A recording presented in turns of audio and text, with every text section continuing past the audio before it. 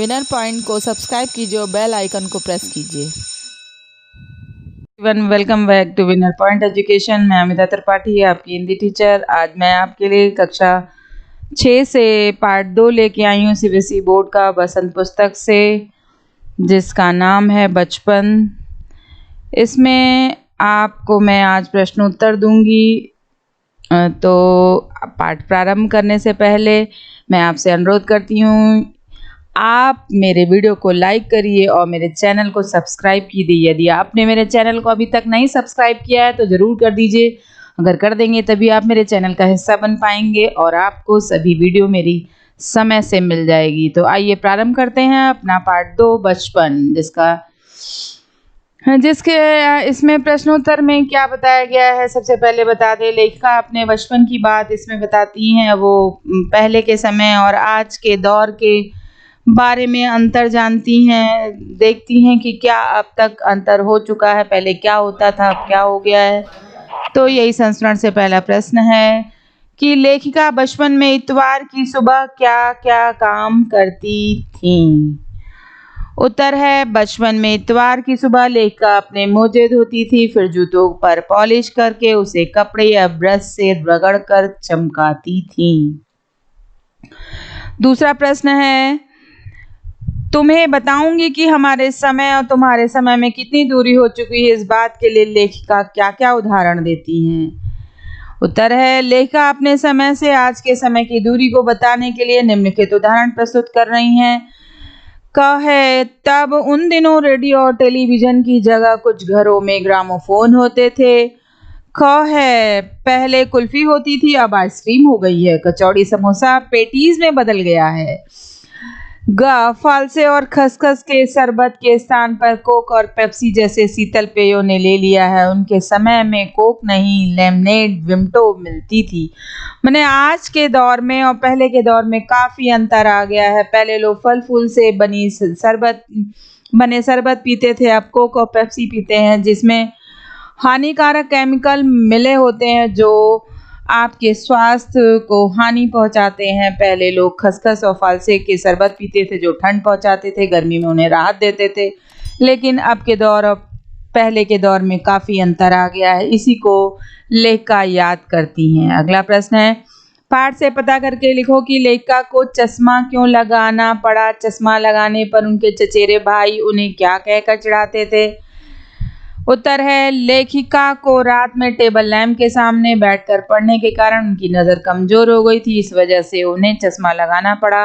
उनके चचेरे भाई चश्मा लगाने पर उन्हें चिढ़ते हुए कहते थे, आंख पर चश्मा लगाया ताकि सूझे, दूर की ये नहीं, लड़की को मालूम सूरत बनी लंगूर की। यही कह के उन्हें वो चिढ़ाते थे। चौथा प्रश्न है, लेखिका अपने बचपन में कौन कौन सी चीजें मजा ले लेकर खाती थी, उनमें से प्रमुख फलों के नाम लिखो। यहाँ नाम पूछे गए हैं। तो उत्तर में है, लेखिका बचपन में चॉकलेट को बड़े मजे से खाती थी। उनको सप्ताह में एक बार चॉकलेट खरीदने की छूट थी। सिर्फ एक बार सप्ताह में खा सकती थी वो। मैंने तब के दौर में देखिए और अब के दौर में कितना अंतर है। अब तो बच्चे पाएं तो एक दिन में पूरा कैन ही खा जाएं। लेखिका चॉकलेट को साइड बोर्ड पर रख देती थी, फिर बिस्तर पर लेटकर मजे से खाती थी, आनंद ले लेकर। क्योंकि कहते हैं कि ना, जब कोई चीज़ बहुत दिन बाद मिलती है तो उसका आनंद कुछ और ही होता है। रोज मिलती है तो उसकी कद्र नहीं होती है। इसके अतिरिक्त कुल्फी, सहतूत, फालसे के शरबत, चॉकलेट, पेस्ट्री तथा फल मजे ले लेकर खाती थी, आनंद से खाती थी। कुछ प्रमुख फल काफल और चेस्टनट था, जिनका नाम था। आइए आगे देखते हैं, संस्मरण से आगे के प्रश्न को देख लेते हैं। लेखिका बचपन में हवाई जहाज की आवाजें, घुड़सवारी, ग्रामोफोन और शोरूम में शिमला काल का ट्रेन का मॉडल ही आश्चर्यजनक आधुनिक चीजें थी। आज क्या क्या आश्चर्यजनक आधुनिक चीजें तुम्हें आकर्षित करती हैं, उनके नाम लिखो। ये प्रश्न पूछा है। इसका उत्तर है, आज की आश्चर्यजनक आधुनिक चीजें हैं computer, television, internet, mobile, robot, metro train, motor car, bike आदि। इनके प्रति हम आज ज्यादा आकर्षित होते हैं। पहले क्या होती थी, पहले दूसरी चीजें होती थी और आज ये सारी चीजें हैं। अगला प्रश्न है, अपने बचपन की किसी मनमोहक घटना को याद करके विस्तार से लिखो। तो इसमें छात्र स्वयं लिखेंगे, क्योंकि इसमें सबके घटना अलग-अलग है और सबके जीवन में अलग-अलग घटनाएँ घटित होती हैं। सबका जीवन एक तरह तो होता नहीं है, किसी की फैमिली बड़ी है, किसी की छोटी है, कोई कहीं रहता है, कोई कहीं रहता है, तो सबकी अपनी-अपनी घटना है, तो सभी को ये लिखना है। अगला प्रश्न है अनुमान और कल्पना के आधार पर। अनुमान और कल्पना के आधार पर पहला प्रश्न है, सन 1935 से 40 के लगभग लेखक को बचपन शिमला में अधिक दिन गुजरा, उन दिनों के शिमला के विषय में जानने का प्रयास करो। उत्तर में है, लेखक का बचपन अधिकांशतः शिमला में गुजरा। उन दिनों शिमला विकसित होने लगा था, वहाँ रेस्टोरेंट, मॉल, अच्छी दुकानें आदि खुल गई थी।